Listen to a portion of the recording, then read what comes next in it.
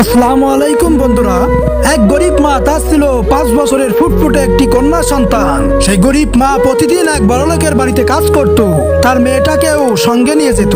সেই বড়লোকের ছিল আরেকটি 5 বছরের ফুটফুটে কন্যা সন্তান। সেই বড়লোকের মেয়ে তার মেয়ের সাথে কখনোই খেলতো না, ও গরিব বলে। কোরবানির ঈদের আগের দিন বড়লোক বাবা তার মেয়েকে এনে দিল এক ঝলমলে নতুন জামা।